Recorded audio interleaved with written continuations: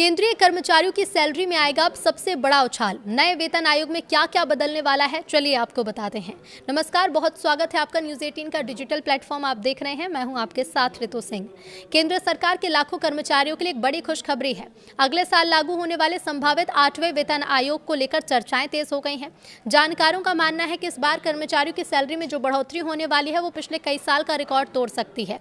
अब तक पूरा ध्यान बेसिक सैलरी और फिटमेंट फैक्टर पर था, लेकिन हालिया विश्लेषण से पता चलता है कि असली गेम चेंजर कर्मचारियों को मिलने वाले भत्ते यानी अलाउंस होने वाले हैं। तो यदि डीए को बेसिक सैलरी में मर्ज कर दिया जाता है तो महीने के आखिर में इनहैंड आने वाली सैलरी में भारी इजाफा देखने को मिलेगा।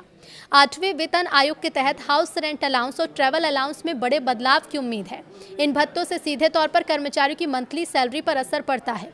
मौजूदा 7वें वेतन आयोग के तहत शहरों की कैटेगरी के अनुसार एचआरए की दरें 30%, 20% और 10% है। जानकारों का यह अनुमान है कि नए वेतन आयोग में इन दरों को फिर से 24%, 16% और 8% पर रीसेट किया जा सकता है। भले ही प्रतिशत कम हो, लेकिन नई बेसिक सैलरी में भारी उछाल आएगा। इसलिए मिलने वाला एचआरए पहले से करीब दोगुना हो सकता है। आप इसे उदाहरण के जरिए समझिए।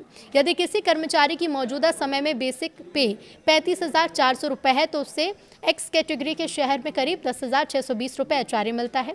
लेकिन 8वें वेतन आयोग के बाद यदि नई बेसिक सैलरी बढ़कर 90,000 हो जाएगी तो उसका 24% की दर से एचआरए बढ़कर 21,600 रुपये हो जाएगा। साफ है कि भत्तों के जरिए कर्मचारियों की जेब में पहले से कहीं ज़्यादा पैसा आने वाला है। ट्रैवल अलाउंस में भी बढ़ोतरी होगी। तो पिछले कुछ सालों में पेट्रोल, डीजल और यात्रा के खर्चों में काफ़ी इजाफा हुआ है। कर्मचारियों पर पड़ने वाले इस आर्थिक बोझ को कम करने के लिए सरकार ट्रैवल अलाउंस में बढ़ोतरी कर सकती है। इसके साथ ही मौजूदा महंगाई भत्ते को संशोधित बेसिक सैलरी में मर्ज करने की योजना पर भी विचार हो रहा है। इस मर्जर से एचआरए और टीए की कैलकुलेशन का बेस बढ़ेगा। इससे कुल सैलरी स्ट्रक्चर पूरी तरह बदल जाएगा। और भी कुछ भत्ते हैं जिनमें बदलाव की उम्मीद है। जानकार ये मानते हैं कि यदि सरकार बेसिक सैलरी, एचआरए और टीए इन तीनों में एक साथ बदलाव करती है तो यह हालिया सालों की सबसे बड़ी सैलरी हाइक साबित होगी। इससे न केवल कर्मचारियों का लाइफस्टाइल सुधरेगा, बल्कि महंगाई के दौर में उनके वित्तीय बोझ को भी काफ़ी हद तक कम किया जा सकेगा। कुल मिलाकर उम्मीद यही कि 8वां वेतन आयोग कर्मचारियों के लिए भत्तों की सौगात लेकर आने वाला है। लेकिन पे लेवल मर्जर का प्रस्ताव क्या है? तो कर्मचारी संगठनों का कहना है कि वर्तमान पे मैट्रिक्स में निचले स्तर पर कर्मचारियों की संख्या बहुत ज़्यादा है। प्रमोशन की रफ्तार काफ़ी धीमी है। इसी वजह से शुरुआती 6 लेवल को मिलाकर 3 बड़े स्तर बनाने का सुझाव दिया गया। प्रस्ताव के मुताबिक लेवल 1 और लेवल 2 को मिलाकर नया स्तर बनाया जा सकता है।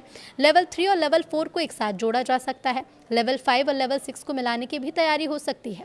इस बदलाव का मकसद वेतन विसंगतियों को कम करना और कर्मचारियों को तेज पदोन्नति का मौका देना बताया जा रहा है। न्यूनतम वेतन में भी बड़ा बदलाव हो सकता है। अगर लेवल 1 और लेवल 2 का विलय होगा तो सबसे बड़ा फायदा निचले स्तर के कर्मचारियों को होगा।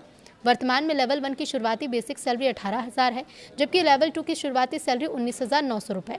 मर्जर लागू होने पर लेवल 1 कर्मचारियों की बेसिक सीधे ऊपरी स्तर के हिसाब से तय होगी। इसके बाद 8वें वेतन आयोग के नए फिटमेंट फैक्टर का असर जुड़ने पर वेतन में बड़ा उछाल देखने को मिल सकता है। कर्मचारियों को ऐसे में सीधा लाभ मिल सकता है। यदि ये व्यवस्था लागू होती है तो लेवल 1 कर्मचारियों को ऊंचे वेतनमान का लाभ मिलेगा। लेवल 3 कर्मचारियों को लेवल 4 के बराबर वेतनमान मिल सकता है, जबकि लेवल 5 कर्मचारियों को लेवल 6 के समान वेतन ढांचे का फायदा हो सकता है। इसका सबसे ज़्यादा असर मल्टीटास्किंग स्टाफ, क्लर्क और ग्रुप सी कर्मचारियों पर पड़ने की संभावना है। मौजूदा व्यवस्था में कर्मचारियों को एक स्तर से दूसरे स्तर तक पहुंचने में कई साल लग जाते हैं, लेकिन लेवल मर्जर लागू होने पर प्रमोशन की सीढ़ियां कम होंगी और कर्मचारियों को जल्दी उच्च पदों पर पहुंचने का मौका मिलेगा। इसके अलावा जिम्मेदारी और पदनाम बेहतर होंगे। वेतन के साथ पेंशन में बढ़ोतरी होगी। ग्रेच्युटी और रिटायरमेंट लाभ ज़्यादा मिल सकते हैं। लेकिन अब ये भी जान लीजिए आप कि आयोग में क्या चल रहा है। तो 8वें वेतन आयोग को लेकर कर्मचारी संगठनों ने अपना विस्तृत प्रस्ताव सरकार को सौंप दिया है।